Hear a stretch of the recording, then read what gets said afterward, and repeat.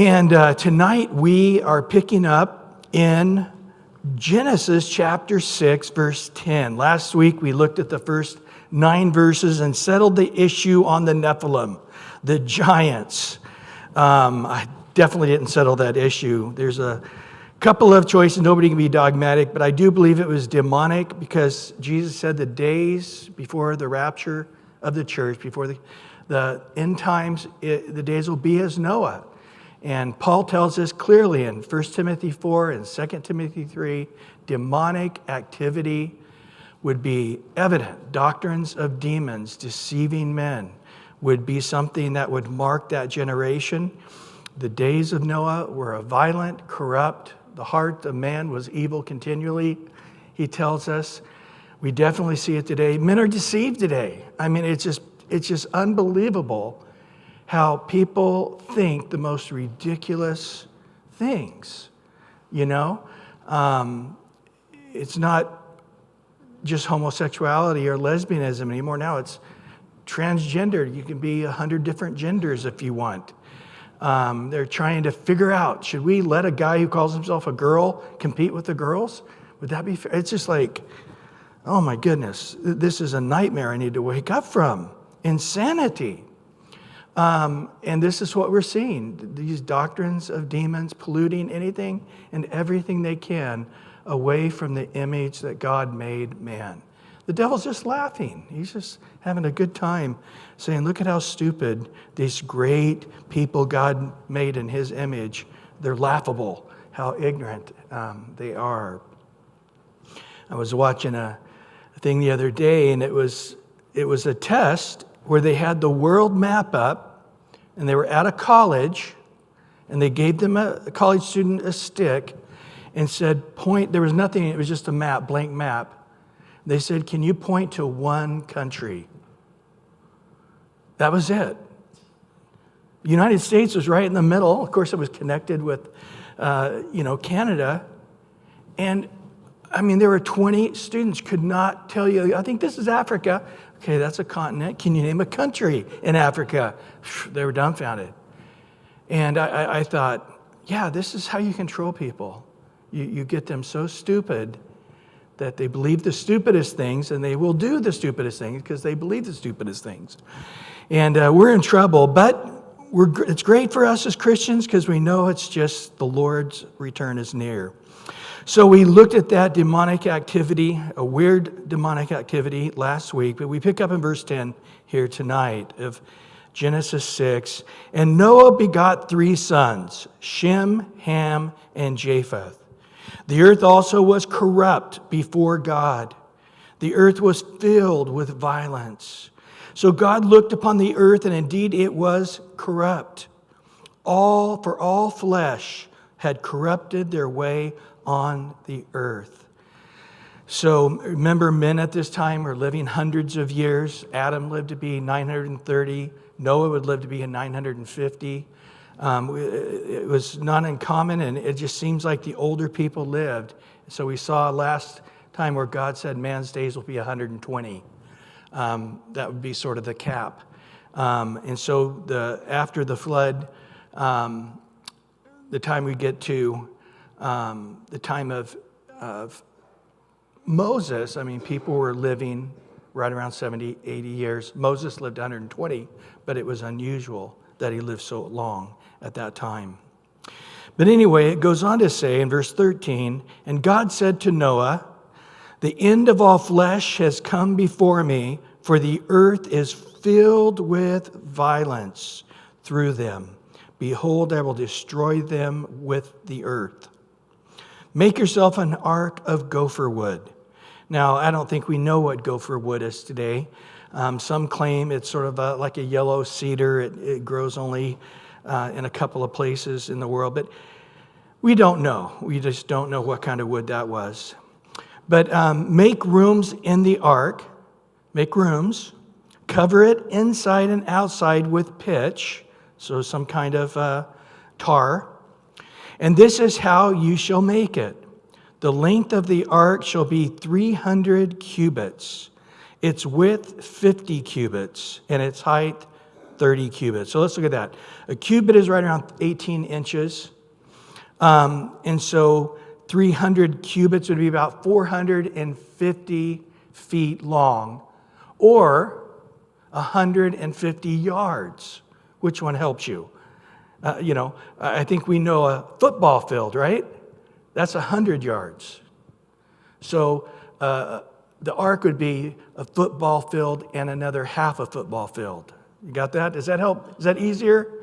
So a big football field, it's half as big again. So that helps you. And then it was wide. It was 75 feet in its width. I didn't measure this building out here, but I would say we're looking at a building probably about 70, if you go from the outside to the outside, probably about 70 feet wide. I bet we're very close to the 75 feet. So if you want to think of the width of this building here. And then 30 feet, or 30 cubits, which is 45 feet high. And so that would be, again, about 4-story, 5-story building high. We'll see here in a minute, it has 3 different decks. So one way people say, an easy way to picture how big it is you take a 30-story building and lay it on its side. That's about the length, if that helps. It also is almost identical to the Titanic in size. So if you can think of the Titanic, that's about how big the ark was. Interesting point, though. From Noah building an ark the size of a Titanic, it was never repeated by man until 1858, which wasn't that long ago, guys. We're talking Civil War time. So from Noah up to 1858, nobody could figure out how to do that. But God told Noah how to do it. And of course, he had been alive for 500 years. I think you could get some pretty good skills going. I think of Groundhog Day. Remember Groundhog's Day? He learned how to play the piano, and, he could do all kinds of things because he lived numbers of days. If you live 500 years, you could become a pretty good golfer, right, Danny? And, learn all kinds of trades. And so maybe that helps you to get an idea. And in verse 16, you shall make a window for the ark, and it shall be finished up with a cubit from above. So in the very top 3rd-story tier, you'll make an 18-inch window, very small, okay? And set the door of the ark in its side. So put the door on the side of it. You shall make it with lower, second, and third decks. So it doesn't sound like a very sound practice to have the door on the side of the boat there, but we're going to find out that God has a plan for that. So hopefully that gives you an idea. And so the ark was like the shape of a shoebox, but a big one, a Titanic shoebox size. And we're going to discover here in a minute that he's going to put a number of animals on the ark. And so let's look at that now in verse 17 to 22. And behold, I myself am bringing floodwaters on the earth to destroy from under heaven all flesh in which is the breath of life. Everything that is on the earth shall die. So let's look at this specifically here. Not everything died. Everything with the breath of life or the soul in it. So not all creatures, have a soul, I don't believe. They're not a soulish animal. You get a cricket, I don't know, get a magnifying glass, maybe you can see a cricket smile or be sad. I don't think so. Then you go up to a lizard and, but you start to get certain creatures. I don't really see much of a soul in a hamster or even a squirrel. Maybe a cat, maybe. very selfish little creatures, but they're fun to cuddle with sometimes. But clearly in a dog, right? All dogs go to heaven, as the story says.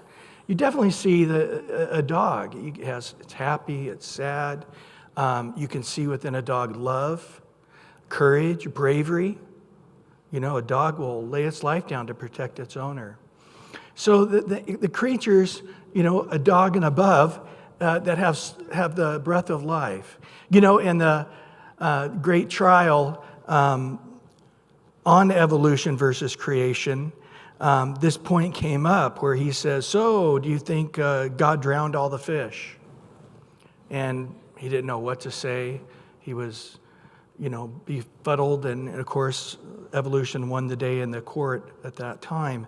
But again, had he just read it, he would have read that, no, it says only the creatures that have breath of life in them. It didn't say every creature. So I don't think worms and bugs, I think a lot of those things can survive in the water. But in verse 18, but I will establish my covenant with you, and you shall go into the ark, you, your sons, your wife, and your sons' wives with you. And of every living thing, of all flesh, you shall bring 2 of every sort into the ark, to keep them alive with you. They shall be male and female. You'll be amazed how many times it says this. Male and female. Of the birds after their kind, of animals after their kind, of every creeping thing of the earth after its kind, 2 of every kind will come to you to keep them alive.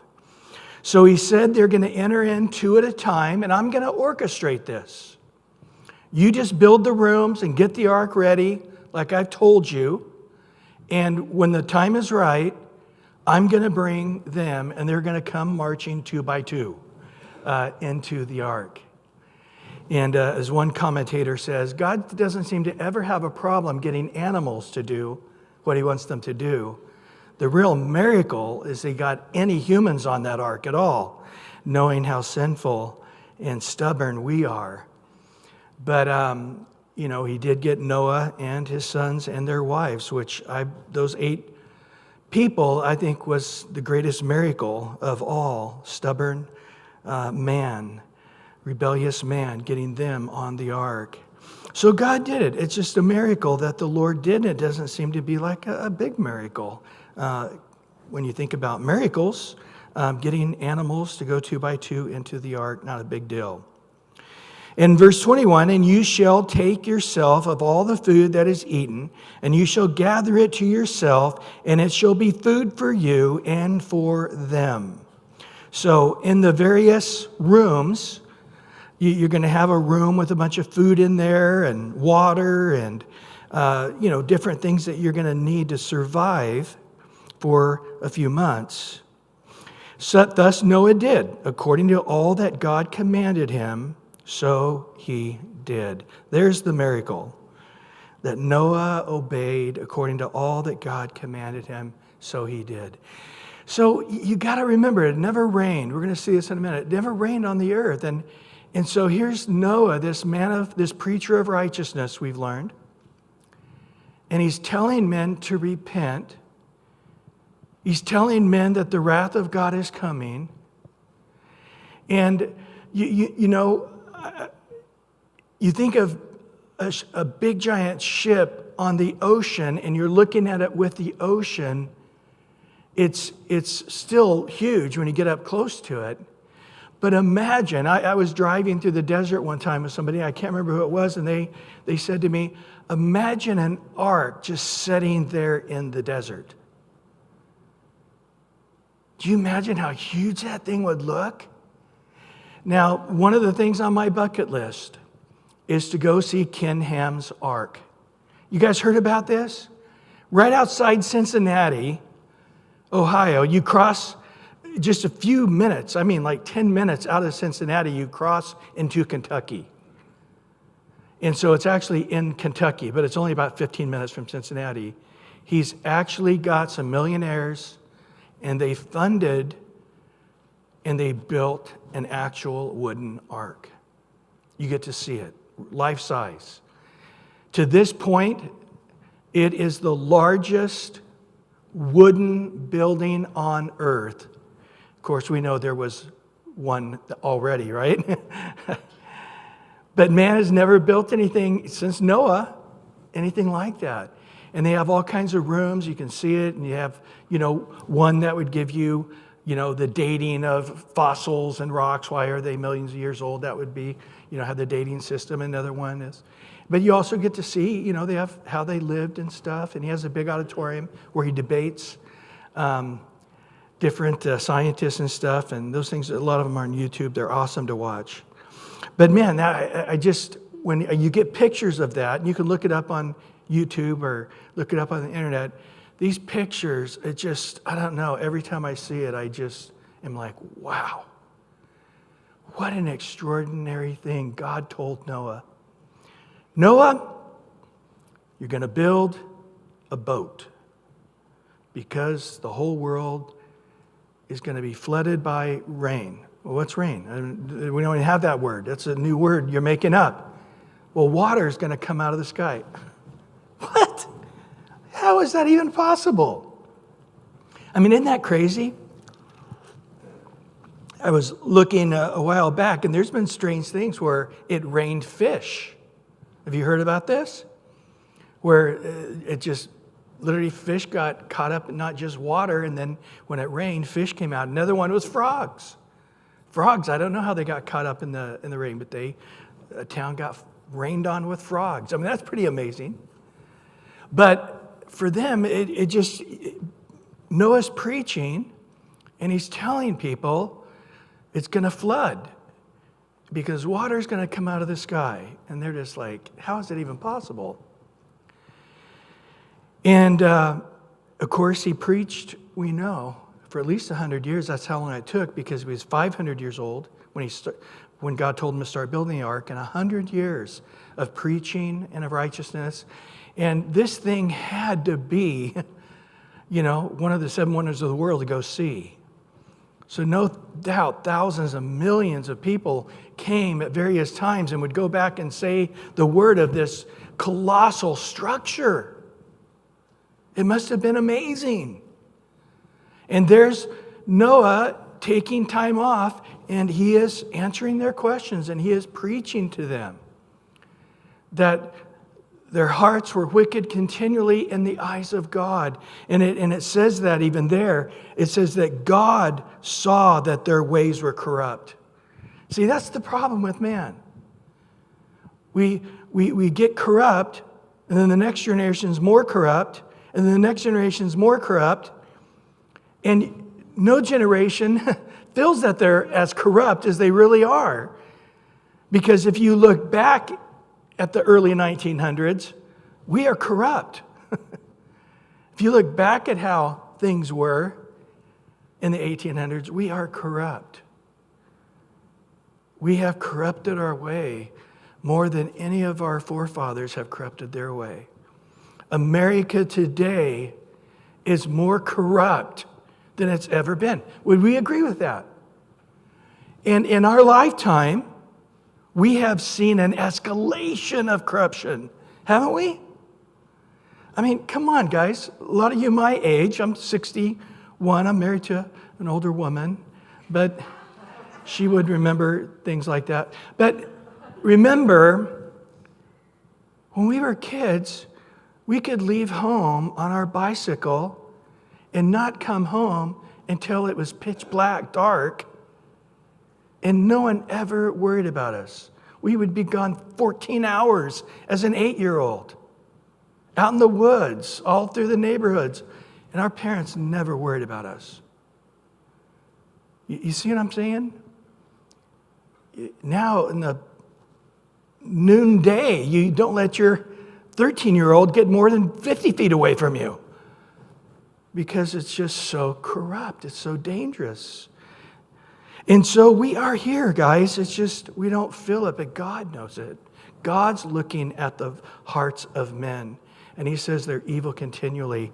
That from his point of view, violence is won the day. It's the main theme of description of such a society, and their hearts are corrupt before God.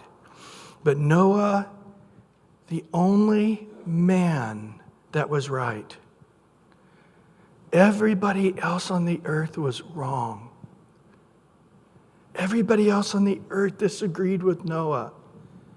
And Noah didn't give into that peer pressure. I can't imagine what kind of pressure that was. Especially as you get older, you just don't want conflict, right? You get older, you just let the young people who have energy fight the fight. I just want to, fly under the radar and hide out. Nobody notices me. Well, Noah was 500 years old, 600 years old when he got on the ark. Man, he had to fight it his whole hundreds of years, walking righteously, not like us from 18 years old till we're 80 years old and die, that we try to walk and obey God. We're talking hundreds of years walking righteously on a planet where corruption dominates.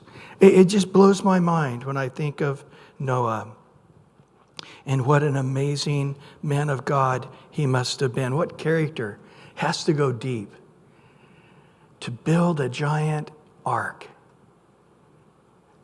and to do it over 100-year period and keep your boys and their wives and try to keep your family together in such a place. What a difficulty that must have been. Well, this leads us now to chapter 7. Then the Lord said to Noah, "Come into the ark, you and your household, because I have seen that you are righteous before me in this generation." Think of this. God is saying, Noah, you are righteous. Come on in. Come in the ark. Of course, coming in that ark was a lot more than just walking on a boat, wasn't it? It was taking him out of this corrupt world. The ark was his salvation. It was the rest of the world's condemnation. The whole world was open to come. The righteous man was saying, "Come. Any who will, come.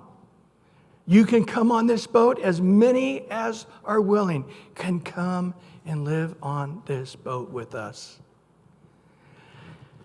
Boy, it's really just sort of been God's standard throughout history, begging men to come.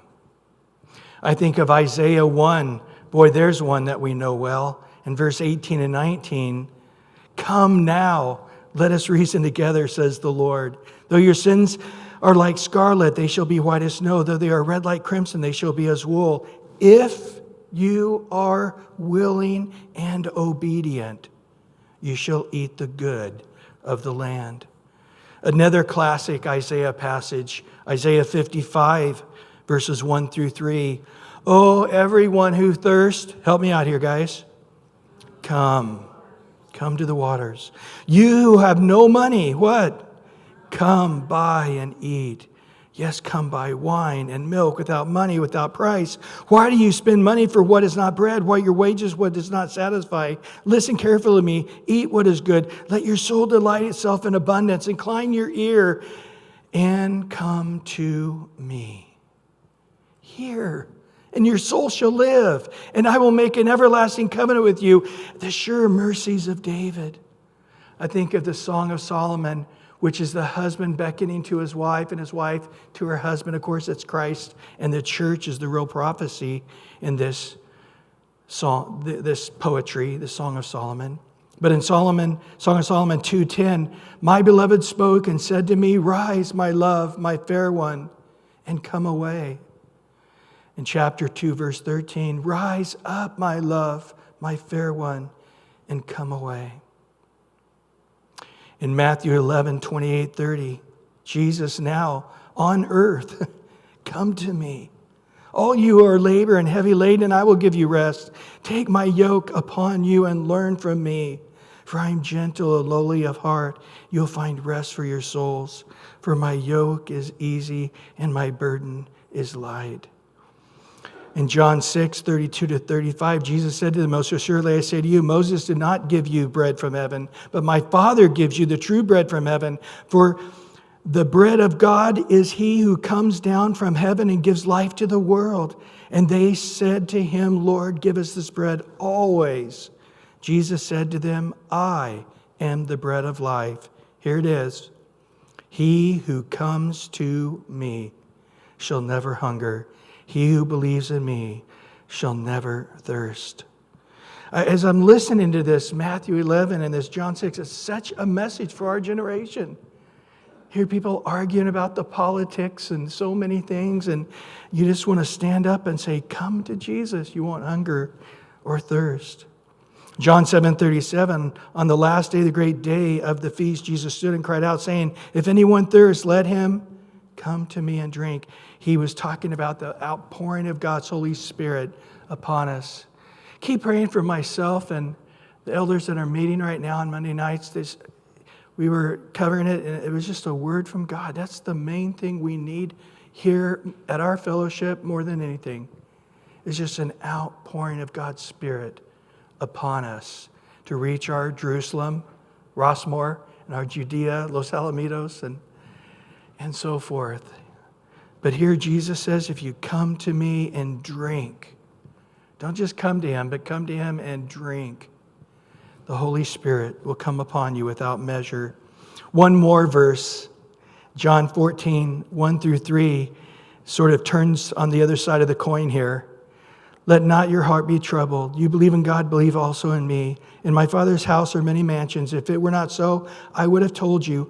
I go to prepare a place for you. And if I go prepare a place for you, I will come again, receive you to myself, and that I am, there you may be also." We're going to see in just a second that Moses did the work of the ark, but it was God's ark that he built. And there actually weren't 8 people on that ark, were there? The Lord was there with them. When he said, "Come into the ark," he was in the ark. He was with them. Their salvation was that the Lord was with him.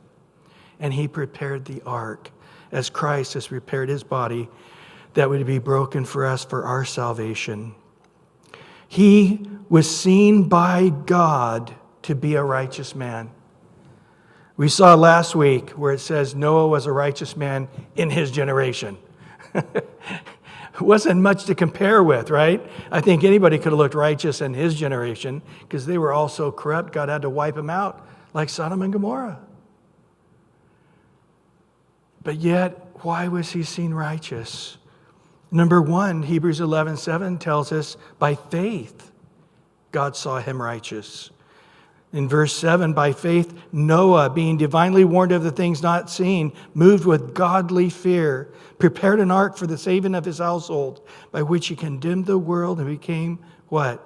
The heir of the righteousness which is according to faith, or that happened by his faith. By faith, he built the ark, and God saw his faith and counted it as righteousness. Also, we saw last week in Genesis 6:8, Noah found grace in the eyes of the Lord. Isn't that awesome? And so God saw Noah through grace, and he saw him righteous. How does God see us righteous? By faith and through his eyes of grace, right? In 2 Peter 2:5, and did not spare the ancient world, but saved Noah, one of 8 people, a preacher of righteousness, bringing in the flood on the world and on the ungodly. Well, moving along to chapter 7 of Genesis, verse 2 through 9. You shall take with you 7 each of every clean animal, a male and his female, 2 each of animals that are unclean, the male and his female. Now, people miss this. Somehow they've cursory, at a very thin level know the story of Noah and the ark, and they are quite dumbfounded that there's actually 7 of each of the clean animals. Remember, Noah was from the line of Seth, the righteous lineage. So no doubt he was taught by his father and grandfather which were the sacrificial animals, the clean animals. When we get through Exodus and Leviticus and Numbers, you guys will all know those as well. But the sheep and the goats and the oxen that would be sacrificed to God, those that are counted as clean animals that can be a sacrifice, an offering to God. And we'll see when he gets off the ark, he gives a sacrifice of these animals. And so people that don't know, they go, look right there. Only 2 of them, and he killed one off before, it's like, no. There weren't. The ones he killed were not the ones that there were just 2 of. Those were the animals, different unclean animals. It was only the clean animals, and he had the extra ones for the sacrifice. And so in verse 3, also 7 each of the birds of the air, male and female, to keep the species alive on the face of all the earth. So the birds had a real giant leap forward in reproduction because there was a lot of them that were on the ark, not just 2. In verse 4, for after 7 more days, I will cause it to rain on the earth 40 days and 40 nights. And I will destroy from the face of the earth all living things that have been made. And Noah did according to all that the Lord commanded him. Noah was 600 years old. There we are. 500 when he started. Back in chapter 532, it tells us that in the genealogy, and now he's 600. And when the flood waters were on the earth. So Noah with his sons, his son's wife went into the ark because of the waters of the flood, of clean animals and animals that are unclean, of birds and of everything that creeps on the earth, 2 by 2. They went into the ark to Noah, male and female, as God had commanded Noah. And in verse 10, and it came to pass after 7 days that the waters of the flood were on the earth. In 600 year of Noah's life, in the 2nd month, in the 7th day of the month, on that day, all the fountains of the great deep were broken up, and the windows of heaven were open. And the rain was on the earth 40 days and 40 nights. So remember back in Genesis chapter 1, verse 7, let's listen to the description of the creation of the waters. In Genesis 1:7, thus God made the firmament. He divided the waters which were under the firmament from the waters which were above the firmament, as it was so. So we right now on the earth, 70% of the earth is covered in water. That's a lot. I do not think it was that way in the creation. I think there was this one giant ocean, and I think everything else was land. It was together. It was covered together, and it would have been a lot more land. Remember, we looked at before, if Adam and Eve have 4 kids and everybody after them had 4 kids, and we get through the 1,600 years from Adam to the flood, that there still would have been roughly around 8 billion people on the planet. A population almost of close to today's. And so there was underneath the ground water. And notice in Genesis 2, verse 5 and 6, for the Lord God had not caused it to rain on the earth. There was no man to till the ground, but a mist went up from the earth and watered the whole face of the ground. So it sounds like there was pressure, and when as we know, the gravitational pull today causes the waves of the ocean to move, right? And that's how the oceans are cleaned. It sounds like the gravitational pull, that the earth was very moist, and it would cause the pressure, and it would be like a sprinkler system. The whole earth had a sprinkler system. But when the flood came, those waters underneath, what there still are big, giant lakes under the earth today still. And there was sort of an ozone layer, if you would, a canopy of water. And that's probably why men started living a lot shorter lives, because that canopy before was protecting them from many of the ultraviolet rays coming through. Today, our ozone layer is very, very thin. And it doesn't really protect the earth probably as much as it did when you were a child. You're getting less protection today than even 50 years ago. But that water, when you would have looked to the sky, the whole sky would have looked like a rainbow color. The entire sky. That's what they would have known probably all the way up to the time of the flood. They just saw a rainbow. The whole sky was like a rainbow.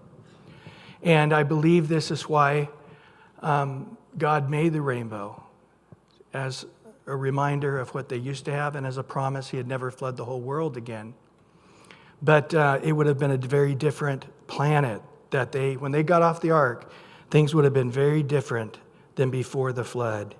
They were there 40 days. Remember, 40 is the number of trials. Moses was 40 years in Mount Sinai until he turned 80. The spies went 40 days in to spy out the land. Israel spent 40 years in the wilderness. Elijah spent 40 days in his journey to Mount Sinai. Jesus had 40 days of temptation in the wilderness. You'll see that repeated through the scripture. 40 is the number of temptation and trials. Well, verse 13. And on that very same day, Noah and Noah's son Shem, Ham, and Japheth, and Noah's wife, and the 3 wives of the sons with them entered the ark.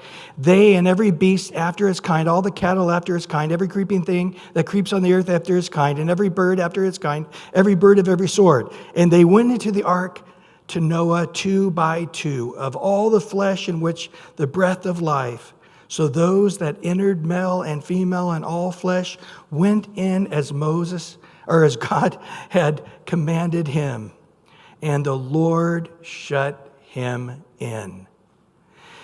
The very same day, we saw there in verse 11, on that day, all the fountains of the great deep were broken up and the windows of heaven were open. So it seems like it happened as soon as they went in, God had shut the ark, that boom, the waters above that were covering the earth, that broke. It's no longer in existence. All that water fell on the earth. And then all of the lakes and the water that seemed to be distributed under the land, it broke and it all came out. And so with those 2 breaks, almost instantaneously, it flooded the earth. We estimate today, if the water of the earth was distributed evenly around the planet, it would be about 2.5 to 3 miles deep. That's how much water is on the earth right now. And so it appears that a lot of that water was not on the earth. It was collected underneath the earth and in the sky until the flood. And the Lord shut them in. I love that. Secure in their salvation. Sure in their deliverance. I think that would have been an awe-inspiring moment when they're like, now how do we shut that door? We don't know how to shut that door. It's huge. We can't do it. We didn't plan for that. God never told us to create a pulley system. He just said build it, and we did. And they would have been there and would have sensed the presence of God, would have sensed the power of God, and would have sensed the Spirit as that door was shut. They probably would have been in a sense of awe and worship when that door was shut. The Lord shut that door. I think of that verse in Revelation 3:7. To the angel of the church in Philadelphia write, these things says, he who is holy, he who is true, he who has the key of David. He who opens and no one shuts, and shuts and no one opens. The ark was salvation for Noah, but condemnation for the world. The shutting of the door had a two-pronged effect. That door was open for 100 years. Noah, the preacher of righteousness, probably begged them to come in that door. But it never was in Noah's power to shut the door for his safety, nor was it in his power to shut the door to condemn the world. It was God who shut the world out. He gave them time. He gave them an anointed preacher of righteousness, a man of God that may be the greatest man of God of all times. When we get to heaven, we'll see. But he's definitely in the top 10. But they didn't, not one person listened to his preaching. Not one person repented at his preaching. And when the door was shut, condemnation was to the world. Jesus is that door. John 10:7. I wonder when Jesus was preaching some of these things, if he was thinking about this. But in John 10:7, Jesus said to them again, most assuredly, I say to you, I am the door of the sheep. And John 10:9, I am the door. If anyone enters by me, he will be saved and will go in and out and find pasture. And then, of course, he goes on in that and says, anybody that tries to get in outside of getting in through the door is the enemy, which is Satan, who's here to kill, steal, and destroy. In John 3:17, we know the heart of God. God did not send his Son into the world to condemn the world, but that the world through him might be saved. So God's focus was saving what he could save. There wasn't much to salvage, only 8 souls. So he shut that door to save them. But also in John 3:36, he who believes in the Son has everlasting life, but he who does not believe the Son shall not see life, but the wrath of God abides on him. The message was salvation. Noah preached grace. He preached salvation. No doubt he preached against the corruption of the day. But more importantly, he preached that God was going to bring salvation to those who would believe, to those who would enter, to those who would abide. Interesting, that word that says come in the Hebrew, it's also the same word in the Hebrew to abide. So in essence, he's like, come in and abide. You're going to be staying here in the ark. And that would have been Noah saying, come, come. Look at what a miracle this is. All these animals are showing up from all over the planet here, and they're entering the ark. Do you see this? I'm not doing this. This is God doing this. They're all entering, and just 2 by 2, they're walking right into the rooms I created for them on the first floor, second floor, and third floor. They're doing it themselves. Again, if you want to do the math, it's very possible. Did you know if you were to take all the animals on planet Earth, this includes even if you're looking at dinosaurs and stuff, the average size of an animal is the size of a sheep. That's interesting. So there were some bigger ones, but they probably used baby ones. God didn't, get the oldest dinosaurs he could, or the oldest whatever coming on the ark. Probably got the babies. And then for many of them, they were hibernating type of animals. The bigger ones just had them sleep, take a nap. And so, again, it was God that brought them in and snuggled them in, and some of them no doubt had to be fed, and they were able to do that. There was nothing else for them to do. Well, in verse 17 now the flood was on the earth 40 days, and the water increased and lifted up the ark, and it rose high above the earth, and the waters prevailed greatly, increased on the earth, and all the high hills under the whole heaven were covered. And the waters prevailed 15 cubits upward, and the mountains were covered. And all flesh died that move on the earth. I don't know, this is so clear when people say it was probably a localized flood. You know what? If it was a localized flood, people would just go get on a mountain. But it makes it clear, every mountain was covered, and every person died. It makes it abundantly clear. The birds, the cattle, the beasts, and every creeping thing that creeps on the earth, and every man. All in whose nostrils was the breath of the Spirit of life, all that was in the dry land died. So he destroyed all things which were on the face of the ground, both man and cattle, creeping things and the birds of the air. They were destroyed from the earth. Only Noah and those who were with him in the ark remained alive. Verse 24. And the waters prevailed on the earth 150 days. So next time we come together, we get to see them get off the ark and what's happening in the next story. And then, believe it or not, we have the Tower of Babel. We have another genealogy in chapter 10, the Tower of Babel in chapter 11. And then we're on to the life of Abraham, 2,000 years. So Adam lived 930 years. 70 years after his death, Noah was born. 600 years till the flood, so 1,600 years. 1,500 years when God spoke to Moses. 100 years later, 1,600 years, the flood came. About another 400 years, we'll have Abraham. So roughly Adam to Abraham, 2,000 years. Adam to Jesus, 2,000 years. From Jesus to today, about 2,000 years.